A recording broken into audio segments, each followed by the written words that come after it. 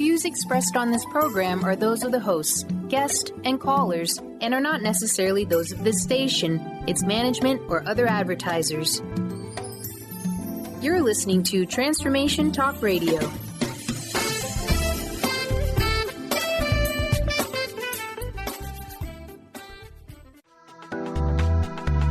This show's audio was via a Skype call.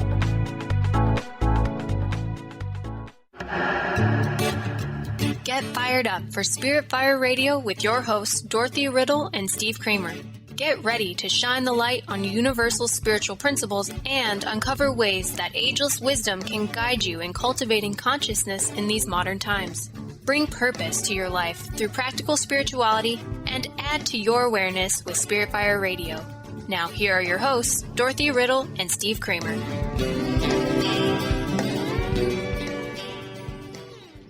Hello, listeners. Welcome to Spirit Fire Radio. We are so happy you're joining us. And by we, I mean myself, Steve Kramer, and Dr. Dorothy Riddle, who is joining me for our show. Hi, Dorothy. Hi, Steve. Glad to be here. Always good to be with you in space-time, right? Right.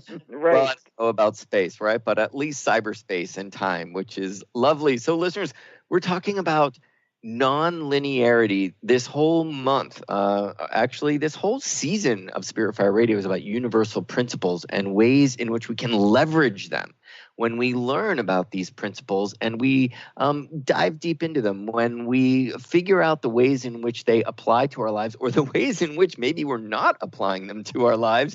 We really can just live our life, be more productive, live it like with ease, and actually we'd love always to say in a way that is harmless, whether it's conscious or not, in a way that promotes creativity and just generates goodness for us all. So this idea, thus far this season, we've talked about this idea of interconnectedness. We are all intrinsically interconnected, and that we participate in creating our own reality. And this month, it's that the theme is that reality is not linear. B will not always follow A, and C will not always follow B. That really life, the universe, the way in which we perceive and create our own reality is actually quite, it's always in flux, right, Dorothy? Right, exactly. So I'm wondering, Dorothy, are there any, we had a really interesting show last week. I wondered if there were any points that came to the forefront for you, just to sort of maybe recap just a little bit. Well, I think what I'd like to pick up on is what we were talking about just at the end of that show, about how being critical or judgmental creates it makes things static, right? Yeah. It's like it creates an edge that is not necessary, and it takes away from the sense of flow and abundance that is what our reality is actually all about. Right, because when we have an edge, we usually we have two choices. We either fall off it or don't fall off it. Right. When we've got an edge, we've then got a gap. Yeah, and we were also kind of talking a bit about how time is abundant. And I really loved that, and I think it will be wonderful to go a bit deeper into that because we think of time as being totally linear, that, every hour is the same in that it holds 60 minutes. And we talked a lot in last week's show that, yes, indeed, there are 60 minutes to an hour, and actually that's not even true, but it serves as a marker to say, well, what we get to, as the observer, look at that 60 minutes, and it can influence us. We realize that the choices we made in that last 60 minutes created our new now. So we get to look at it as a marker. But it doesn't actually exist in a way that says, here's the beginning and here's the end, that it's a construct that we created. But that time is totally abundant is just a wonderful concept, that there's a lot of it. And Dorothy, abundance is a key theme to your work, correct? Absolutely. And the fact that when we approach things from a scarcity mentality, which is part of what linearity drives us towards, or the myth of linearity, that then we cut ourselves off from what our actual experience is. Yeah, yeah. And I love Esther Hicks. She's always saying, it's not going to get done. Like, don't worry about it getting done, because it's never going to get done, because what you set out to do is going to be ever new in the moment. So if you've got this idea, this expectation, expectations sometimes are just as dangerous as criticisms, one being forward and one being backward. It's where they pull us from living in the moment and from experiencing abundance by limiting the options. If it's linear, if 1 is followed by 2 and 3, I'm backwards. If 2 is followed by 1 and 3 is followed by 2, there's only one option there. And one thing that's very interesting, I've got a whole this basically picture book by Stephen Hawking that says, it's called The Universe in a Nutshell. Oh my goodness, you could spend a lifetime reading this. But one fascinating concept is he talks about history in real time and history in imaginary time. And there's this mathematical concept, which I wish they wouldn't have called imaginary time, but that's the name they gave it.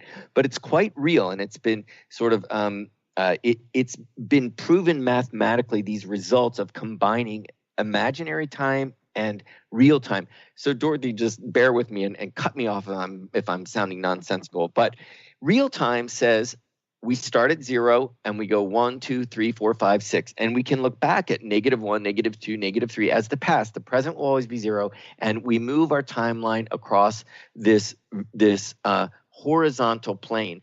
But there's also this thing called imaginary time. And it is built with imaginary numbers that correspond in the same way to these real-time numbers. So there's a 1, a 2, a 3, and a 4. And that extends upward vertically and downward, -1, -2. What it does is it creates this relationship. If you turn it to 3D, what happens is it actually creates a sphere.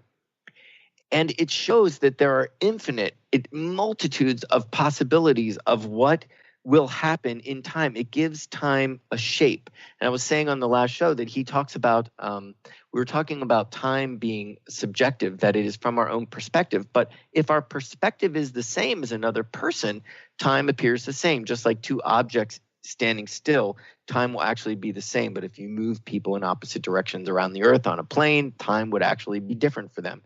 Much like the Planet of the Apes, where they fly out and come back and the earth has been completely changed, but they have just lived 20 years or so.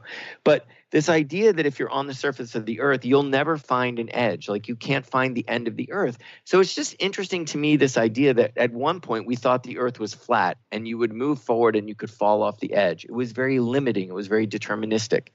And we've come to realize that actually the earth is a sphere. There is no edge. You'll never fall off. So it speaks of abundance, that you can constantly be moving around its surface all the time and it will be ever new, right? You'll never get to the end and fall off and there's the end of it. So it's a bit like our lives. And what Stephen Hawking has shown is actually time holds the same shape, that it is full of potential and there is an abundance of the ways in which we can experience it. But Dorothy, I also love, because we talk quite a bit about experiencing life in a horizontal way, which is on the material plane, and experiencing life in a vertical way, which is on the spiritual plane, which is the quality. How do we experience our lives? We have to be spiritual, in our alignment and in sort of striving for higher vibrations, aspiring, this idea of verticality and spirituality, but of the horizontal plane of what do we touch, who do we touch, how do we affect it. So I think it's interesting that science, again, is mimicking spirituality in this concept of there being a vertical and a horizontal that creates a unit or a whole that's spherical. How was that? Well, that was very, very interesting, Steve. I'd like to share a couple of things that it reminded me of. The first thing that this discussion reminds me of is when I was in college, I had a math professor. He was Swiss, and one day he started reminiscing, and he was talking about how he had taken, as a graduate student, he had taken a math exam, and he'd gotten called in by the professor because he was a very good student, but he had missed one question. And the professor was just curious why he had missed this question and why he had given such an odd answer. And what happened was my professor proved to his professor that his answer was actually correct, that the equation or whatever the problem was that had been presented had more than one answer. Mm-hmm. And so rather than giving the obvious answer, he had given a different answer. It would be like he said 2 + 2 is 7. And then he proved that, in fact, in some instances that was true. That's not literally what it was, but it was that kind of thing. And I was thinking also about this quote that I found for us for this week, where the quote says, "People take the longest possible paths, digress to numerous dead ends, and make all kinds of mistakes. Then historians come along and write summaries of this messy, non-linear process and make it appear like a simple, straight line." Mm. And that's what we tend to do in our memory, right, with ourselves. We forget the fact that that our experience is not linear, and then we try to tidy it up in memory so that it looks all neat. But our life is not linear. Our life is not deterministic. And what we do at one point in time doesn't have to shape what happens to us in the future.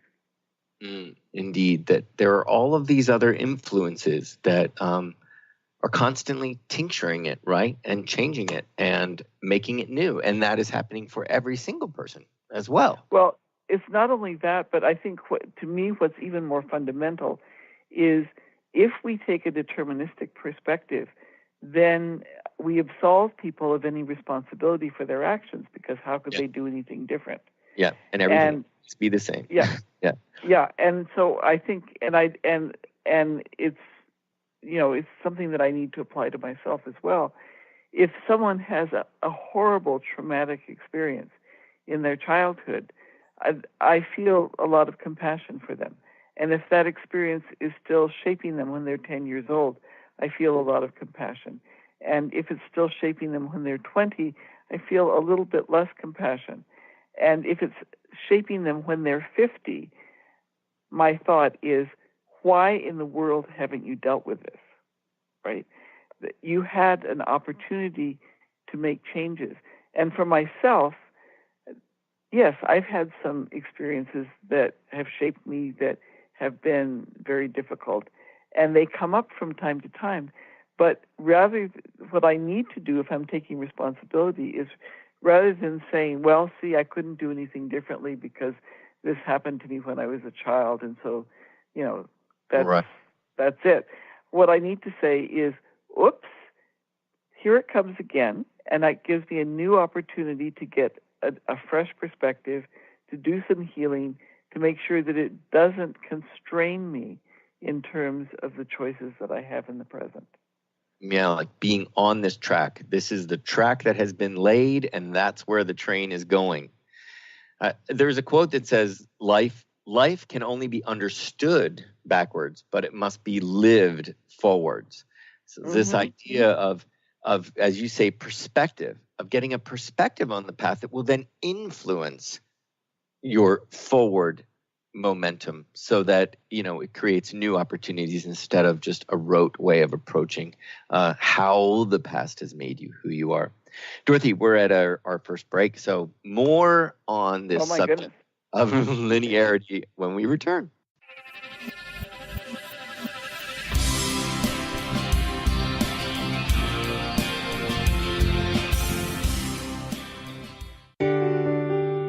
Hi, I'm Barbara Scheidegger, clinical hypnotherapist and founder of Swiss Hypnotherapy, and this is a tip with purpose.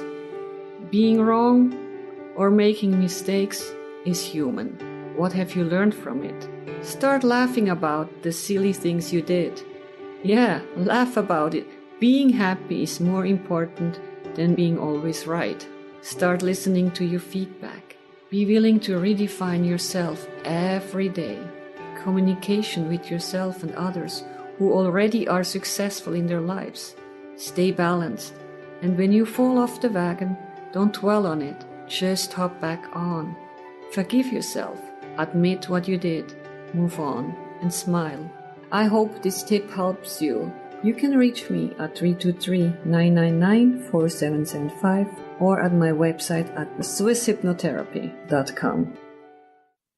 Please join us for a transformational conference with 5 of the leading pioneers in the fields of science and spirituality, all in one place. Join best-selling authors and teachers Greg Braden, Dr. Bruce Lipton, Lynn McTaggart, Dr. Joe Dispenza, and Lee Carroll in both individual workshops as well as a weekend of keynote presentations and panel discussions. At this extraordinary event, you'll get to experience some of the brightest leaders of our world today, empowering you with groundbreaking new information, deep wisdom, and practical tools to transform your life. Come connect with others and expand your consciousness in beautiful Nanaimo on Vancouver Island in British Columbia, June 14th through 19th. For more information or to register for what some are expecting to be one of the best conferences of 2018, visit shalohaproductions.com. That's SHALOHA Productions.com. Or visit the individual speakers' websites. Conscious Confidence Radio, a timeless wisdom with Sarah Main. Tune in each month on Transformation Talk Radio and join Sarah on an adventurous journey to the deeper level of meaning to move beyond today's world of constant change, confusion, and uncertainty beyond the shadow of fear. This hit show explores key concepts such as confidence, values, and attitude in a dynamic way. To learn more about Sarah and her work, visit sarahmain.com.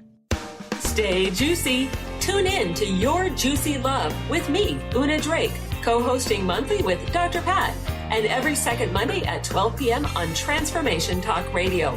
My show, Your Juicy Love, helps you find the dynamic, life-affirming love you've always wanted.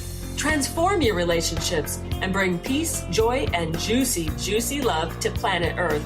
For more information, visit unadrake.com.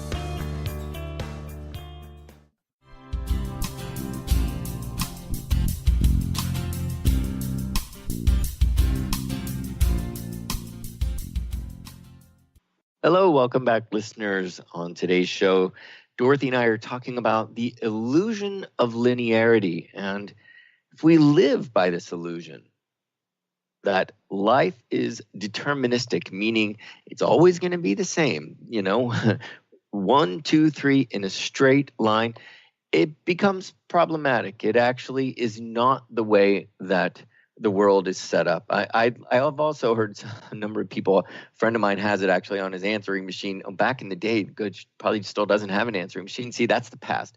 But it used to say when you'd call him, yesterday is history, tomorrow is a mystery, and to be in the now is a gift, which is why we call it the present, which I love that. And tomorrow being a mystery is what's so beautiful about it, a sense of wonder that it is always new. And when we place limitations, when we say, no, tomorrow is going to be like this, your life is going to look like this, well, it doesn't leave for much creativity and it doesn't leave for much expansion or evolution, right? Absolutely. And I'd like to just share that part of my father's life work when he was working in India was he was asked by the government to set up a graduate training program in vocational guidance and counseling. Now, this is in a culture where there was a very strong belief that the type of work that you were to do was determined by your caste or by your past life, by karma, that kind of thing. And he really struggled. It was very, very difficult to do that work. And I know he left feeling that he hadn't gotten very, very far. And it was interesting to me that I went back maybe 20 years later. I was doing work in India, and people would approach me and talk about my father and the very critical, very seminal work that he had done. So it had taken some time to percolate through. But again, what I want to bring us back to is that if we believe that life is linear, then what comes right along with that is the idea that it is deterministic, that the past determines the present, that we do not have free will, and therefore we are absolved of responsibility for creating or co-creating our reality.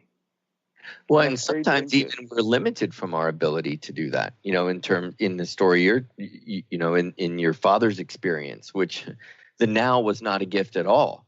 And yesterday wasn't history because yesterday said your lineage is here, and it will actually determine your tomorrow. It's not a mystery at all. We're going to tell you exactly what is available to you, and what an experience, what important work to break down those sort of cultural limitations for people. Right. And we see this also still in the business world where we talk about 5-year plans or 10-year plans. Who in the world knows what's going to be happening? I agree. Now, I'm not saying that it's not good to put affirmations out there, to put concepts out there that we're working towards. Creative visualization. Yeah. But if we just think about the world of work for a moment, there are kinds of work now that are available and rapidly growing, that like social media manager, that didn't exist 3 years ago. We didn't have that kind of social media. So who knows, and especially with robotics and artificial intelligence, there's a lot of technological change that's coming along. We have to learn to be able to view our experience as expansive and really understand what it means to be in a probabilistic universe rather than a deterministic universe.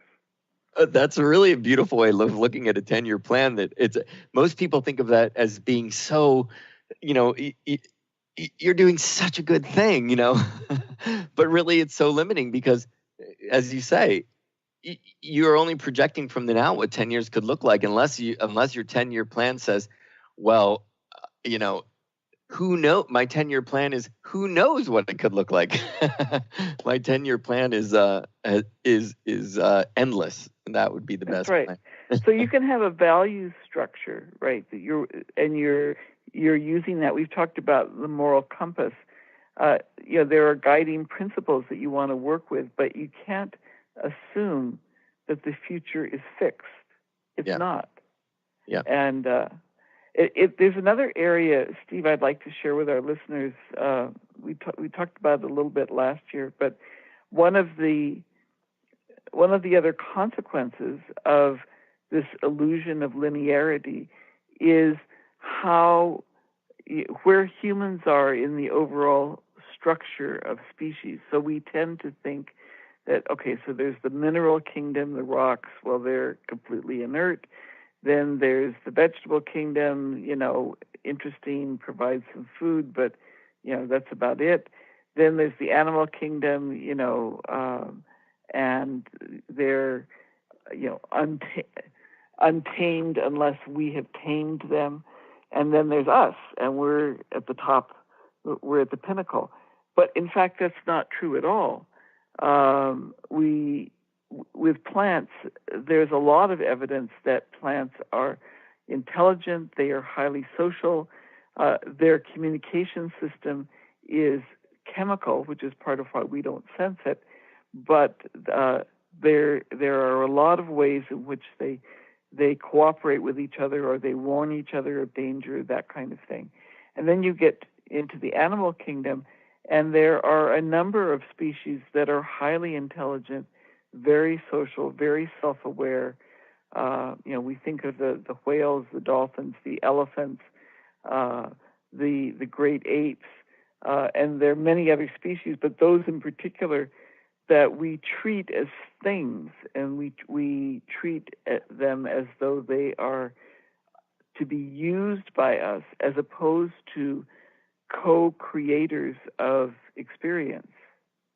Yeah, well, Dorothy, I've been reading Michael Pollan's, How to Change the Mind. How to Change Your Mind is the name of it, and it's all about psilocybin and LSD and mushrooms and mind-altering chemicals that free one to the spiritual realms. And what a fascinating book! But it talks so much about the intelligence of mushrooms and the intelligence of the plant kingdom, which certainly the Ageless Wisdom talks quite a bit about that kingdom being really have almost perfected their evolution, their process of evolution. But he talks about mushrooms as just this liberator of the earth and goes deep into scientific proof of the ways in which mushrooms actually hold the whole of all of the kingdoms together. And so many scientists and otherwise see mushrooms as this liberator, and that actually all of the work in the 50s that was done to freeing people with alcohol addiction with psilocybin, and just an interesting book, but once again goes back to saying it. We all think that, there's a tree and there's a mushroom and there's a flower and a rose, but boy, their intelligence far supersedes that which we often give them credit for. And to think that this kingdom that we might perceive as below us actually could liberate us. There are people in the book, he talks so much about people who think that this certain species will be the liberator of all, humanity. Very interesting stuff. So I would agree. We can't judge. We can't see it all as hierarchical, that the hierarchy is static, right? That's right. That's right.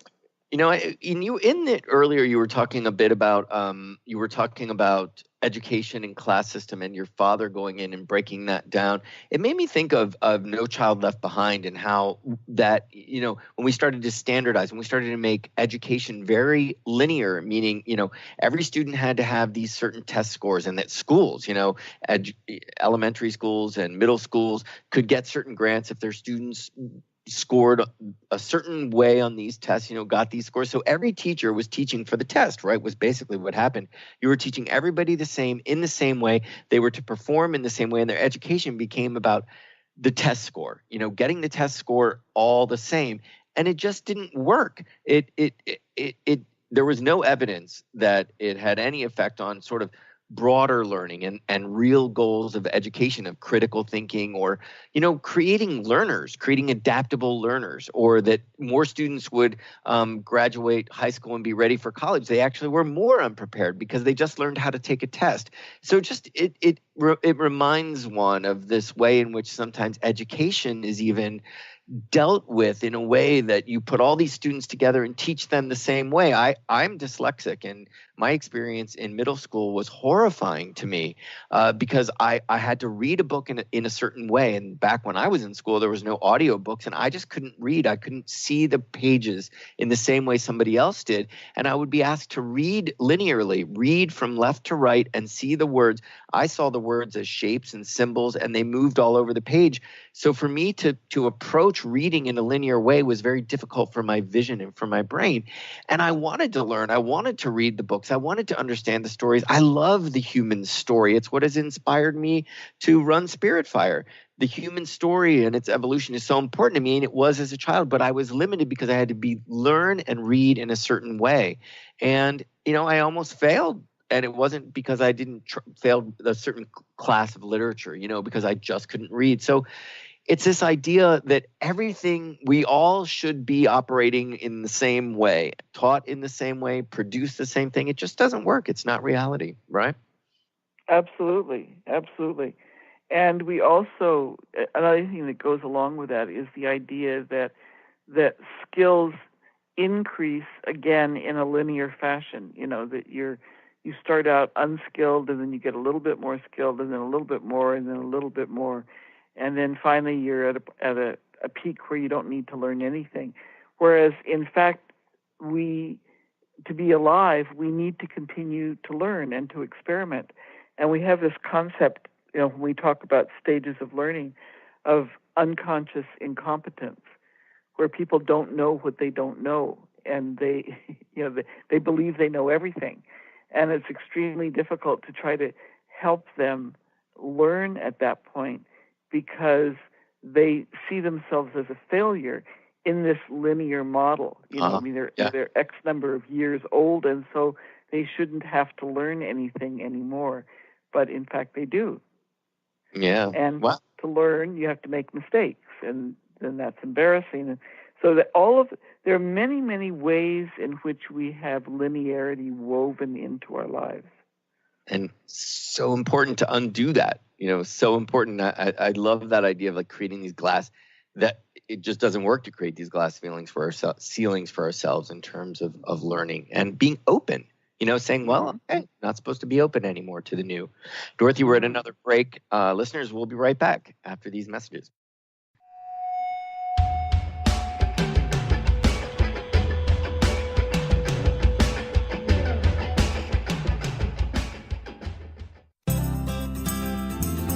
To find answers to life's questions, you need to look within yourself. Dr. Glenna Rice brings your questionable conversations on Transformation Talk Radio each month. Tune in each month for insight into how you can live up to your full potential. Dr. Glenna is a physical therapist, certified Access Consciousness, and Access Body Class facilitator. How does it get any better than this? For more information on Dr. Glenna Rice and her work, visit glennarice.com. Wow. Hey, everyone. Welcome. Welcome to the Dr. Pat Show. This is Talk Radio to Thrive By. I'm telling you, I got to pinch myself some days, because when each of us gets called to do something that we so not thought was in our wheelhouse to do for a purpose that's so much greater than us, we get to show up and shine. If you would like to show up and shine on the Dr. Pat Show as a co-host or sponsor, send us an email to inspire@thedrpatshow.com. Love Living Radio Ignite Your Whole Being with Emily Perkins is a show for those looking to explore the sparkling magnificence of their inner selves. Tune in every second and fourth Wednesday at 4 p.m. Pacific as Emily sheds a radiant light of love on the beauty and power that resides within you. Discussing love in all its forms through conversations that provoke awareness, curiosity, and expansion, Emily shares the unlimited power of love. For more information or to listen to this show, visit lovelivingholistics.com. Practice living in wholeness with the body tune-up. 6 classes for $89 designed for radical self-healing and self-regeneration. Heal the deepest root of any challenge. The mental body was programmed in negativity, not good enough, separate from source. You're too much, you'll never make it. The emotional body holds all the pain and trauma of emotional suppression, all the pain from this life and life's past. The spiritual body is the place you connect with your higher power, your higher self, with the image and likeness of the One. The physical body houses and expresses the other 3 bodies every day. Go to CorneliaStephanie.com. Evolve, become a practitioner. We need to heal, integrate, and bring into wholeness and harmony the physical body, addressing all the other bodies in order to live in our true, authentic nature. Living Lighter Radio with Jason and Patricia. We have an ecosystem approach to your life. Tune in weekly every Monday at 1 p.m. Pacific on Transformation Talk Radio as we, Jason and Patricia, discuss what's truly holding you back. We offer you the tools you need to reach your goals and at the same time be living lighter. For more information about Living Lighter, visit www.livinglighter.org.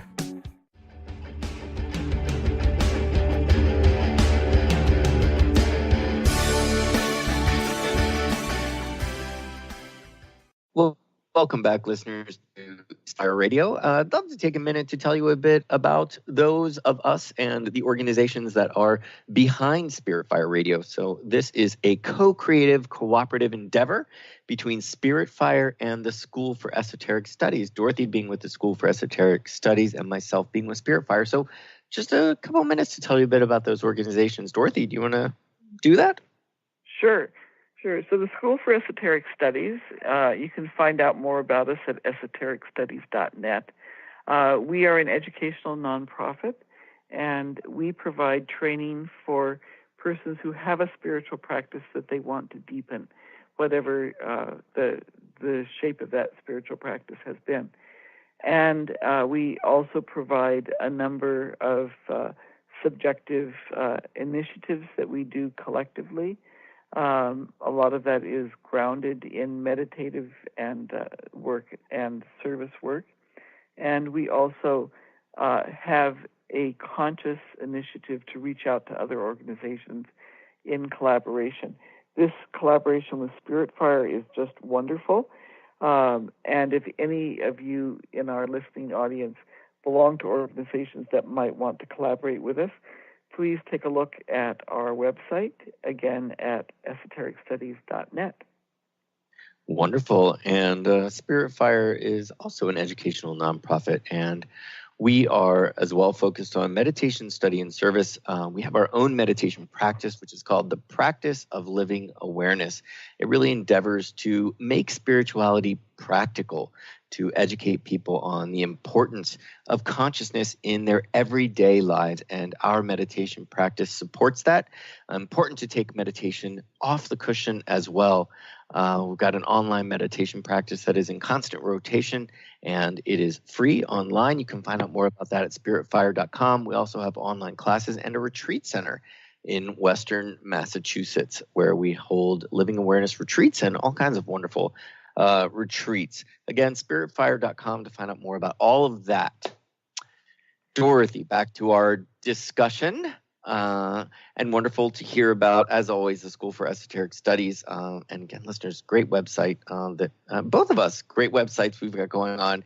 But so back to linearity, you know, as I can't get this idea of karma out of my mind from you talking about class systems and how limiting that is to think that just entire swaths of the human experience is ruled by this idea of this predetermined experience of life on Earth. And it also makes me think of this idea of heaven and hell and its repercussions. Do this, you're going to heaven. Act this way, you're going to hell. This idea that really our experience is determined. We know that our experience is determined by our actions, but the outcome is very limited. You know, you can see why people live in a constant state of fear. I also think of epigenetics to say that, well, you know, these diseases run in my family, and I am going to get that disease as a result of my DNA. And we've just proven that everything is in flux, and that our DNA has got on and off switches. We've got 20,000 plus genes, all of them in different combinations of being turned on and off, makes so many possible sort of arrangements within our DNA that's constantly changing. So, you know, to think that this will happen because of this will happen because of my DNA, this will happen because of this mistake I made, and whether I learn from it or not doesn't matter unless somebody absolves me of that, I'm going to hell. It's all very limiting, right? And it creates fear. Well, it's limiting, and it's very external to us, right? It's like we're controlled by our external environment rather than by our own choices, which is where our responsibility rests. You know, to me, Steve, when I think about, you know, conversations that people have about karma or payback or what's going to happen, to me, the critical thing is that I need to always be building my ethical muscle. And when I behave in a way that is compassionate, that is understanding, that is ethical, then I build in that habit pattern.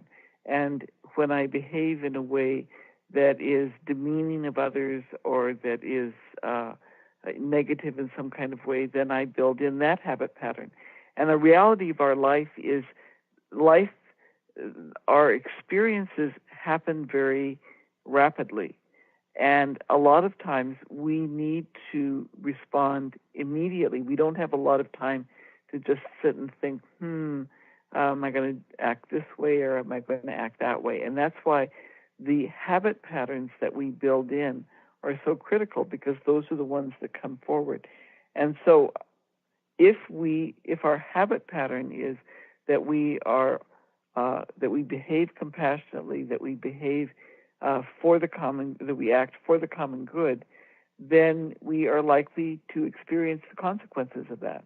And if we behave in a way that is very uncaring and dismissive of others, then we're likely to experience the consequences of that. But it begins with our behavior. Mm. Well, and also, Dorothy, our ability to observe our behavior, right? I mean, that is so key, is to be, and so time is essential in that it creates markers, as I've said, I think several times already. But it is our ability to stay in the moment and say, okay, I can make a different choice, or this choice is really supporting goodness and kindness, and I'm seeing that reflected back to me.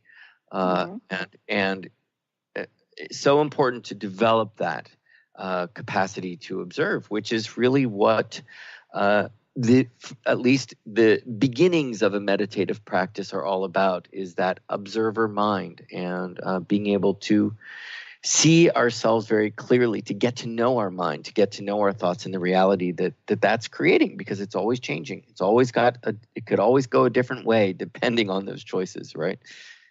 Well, and I think one of the reasons why we might cling to the illusion of linearity, even though we have, or of determinism, even though we have lots of evidence to the contrary, is that functioning in a probabilistic, nonlinear environment is more complex, and it's more ambiguous because the outcome isn't certain. And so that ambiguity itself can generate a feeling of threat, a feeling of, that something negative could happen. And then we pull in and we try to constrain reality by fitting it into that box with edges. Yeah, like safety, right? There's safety in the familiar, Yeah. But then again, limiting in our capacity to be creative. Some people would look at a blank canvas and go, the potential, how exciting to put the first stroke on. And others would go, oh my gosh, how scary, right? Because it's a very ambiguous moment of what will come, what will it look like? But we've got to be willing to trust and to,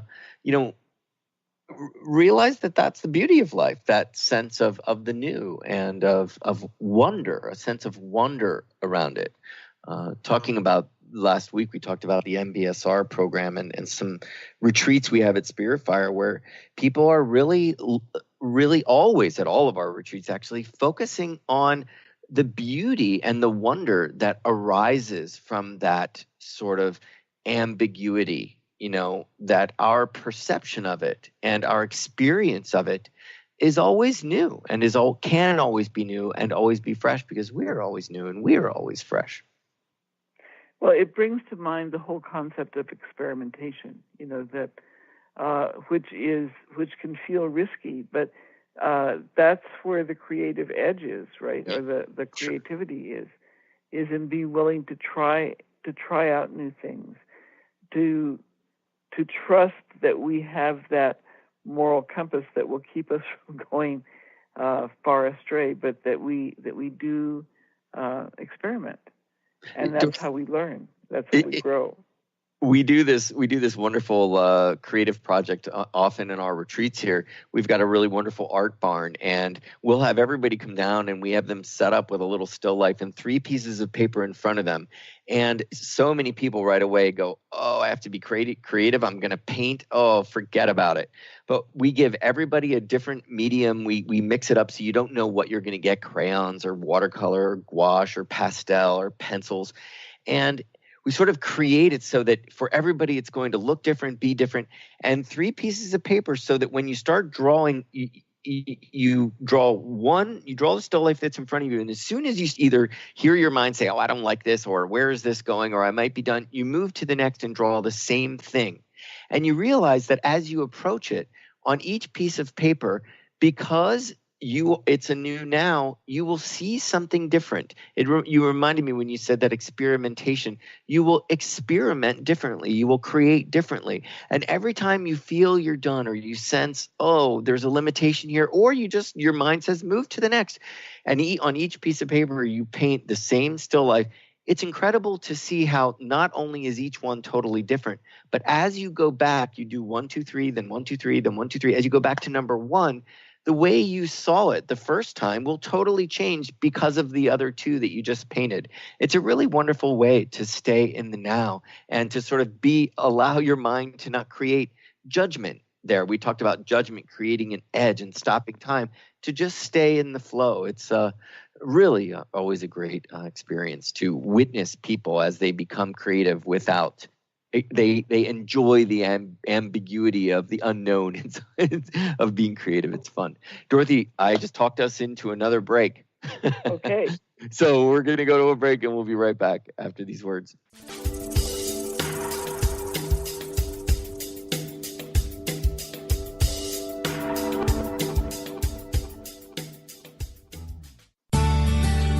Are you your story?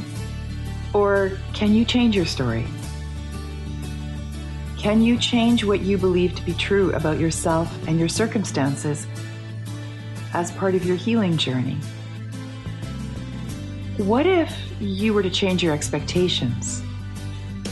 What if you were to invite ease and cooperation into every day and then step back and see what happens? It might just be easier. I'm Megan Edge, and I hope that you'll join me on my new radio show, Playing on the Edge, Radical Change with Ease, with my co-host Dr. Pat on Transformation Talk Radio. I look forward to seeing you there.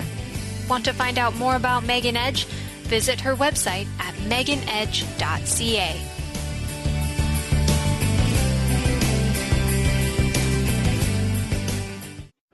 Hi, I'm Steve Kramer of Spirit Fire Radio, and I believe that meditation changes everything. It leads us in the direction of greater well-being, and that's a fact. I struggled with meditation for years. I understood the principles, but I found it hard to incorporate them into my everyday life. Spirit Fire's meditation practice changed that. It's called the Practice of Living Awareness, and it's taught in 14 steps. These are 14 tools that I can use in any moment, on and off the cushion. Steps like smile, flow, and ground of being support my clarity of mind while I'm navigating the ups and downs of modern life. That's why it's called the Practice of Living Awareness. If you'd like to add meditation to your daily experience, the Practice of Living Awareness is free, online, and it's suited for any level of practitioner. Visit spiritfire.com for more information. And be sure to check out Spirit Fire's meditation retreats in Western Massachusetts.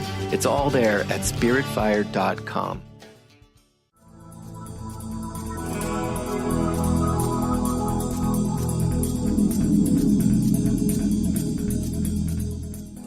Welcome back to Spirit Fire Radio. Dorothy and I are delighted to be with you for our time together. Dorothy, as always, we talk about time slowing down and speeding up. It seems to go so fast, one of these episodes. So much juicy material just makes it go so fast. So we're on the last segment. Any thoughts? How do we continue this conversation along a linear timeline, Dorothy? Well, this radio show is a good example of how we do use time to coordinate, right? We can't, so that we know when we need to be present for the show, although people can listen to it at many different times in many different ways. But I just wanted to comment, Steve, about what you were talking about with the art project. I think that's so creative, to give people a way to experiment and to notice in a non-linear way how things can evolve. I think that's just really wonderful. I'd like to, before we run to the end of this program, I'd like to just talk a bit about the whole issue of disruption and the fact that when we think in a linear fashion, when we assume linearity, we assume cause and effect, it can leave us unprepared for the unexpected consequence because we think that we will always know what the consequence is.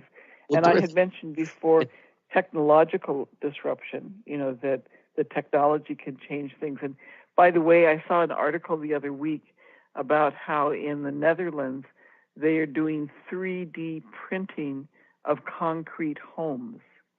Yes. So they don't need the trades, right? They just do it all. Well, 3D. fascinating. Yeah. Yeah. So there's a lot of different things that can be happening. But when we run into situations where there are commonly accepted norms that persons in power don't respect, then what's the strategy for coping with that? And I think at the risk of veering into the political for a few moments, I think this has been one of the problems with the Trump presidency, is that he does not respect norms. He does not respect this is my opinion, he does not respect the fact that when you have agreements with other countries, sometimes they'll make more and sometimes you'll make more, and it all evens out in the end. He doesn't respect the need for NATO. He doesn't respect the need for a common agreement with regard to climate change.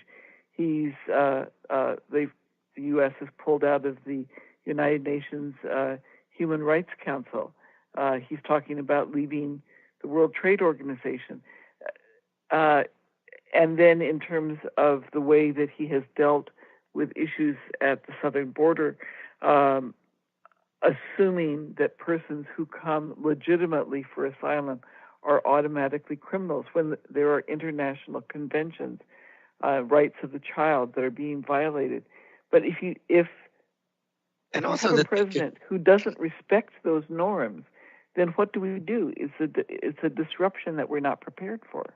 Well, and I wanted to sort of say just right at the very beginning, when you said that word disruption, doesn't the fact that there can be disruptions just prove the fact that life is nonlinear? And it seems that Trump, that will be his trademark, is destruction and disruption.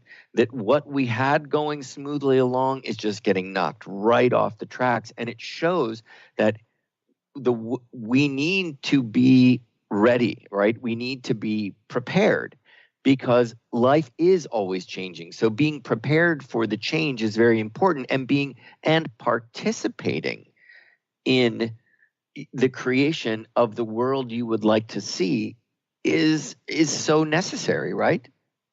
Right, and you're seeing, and that's one of the things that you are seeing in the United States, is much more civic participation than there's been for a long time, of people trying to find other ways to influence what's happening. And we've got to stay open to those possibilities. It's interesting. We have a retreat that is scheduled to go on here in August that is all Canadians. And because of the recent political environment, almost all of the participants have first said, I'm a little reluctant to cross the border. Like, I'm a little nervous. I don't know that I want to go. And in the end, they've said, actually, I don't even want to go. I don't even want to go to America. And wow, I had to write an email to the presenter and say, listen, do you realize that's more of the same? To basically say, we're here and I'm only going to support my own, meaning I'm not going to cross a border, that's actually the same vibration. You're actually supporting that vibration of isolation and separation when you should be supporting, be open to supporting those who are trying to work with, cooperation and creativity and collaboration. So it's just interesting how we have to even also watch how we respond to the new now, to disruption. We've got to stay flexible. Well, and on the other hand, you have activities going on that have not happened, at least in the history that I'm aware of. You have state troopers or ICE personnel stopping motorists and asking them to prove that they are citizens of the United States. You have a bus driver saying that somebody cannot ride on a bus unless they're a citizen of the United States. This does not create a welcoming environment, and it creates an environment that is so unusual that then the response is, well, I won't participate, right? Yeah. Which is what you're hearing from the Canadians on that. Right. And so we've got to be aware of the implications of all of our choices, right? And of what that is putting out as a response. So Dorothy, we just have a couple minutes left, and just, again, I appreciate this idea of disruption and sort of disrupting that which was disrupted to perhaps bring it back to a new norm, right? I mean, we've got to be flexible, we've got to be aware, we've got to participate, and it just drives home the need for this show, and the why I love doing this every week with you is that these principles are important. We've got to understand that our choices have an impact. The way in which we participate creates not only our world, but the world of those around us.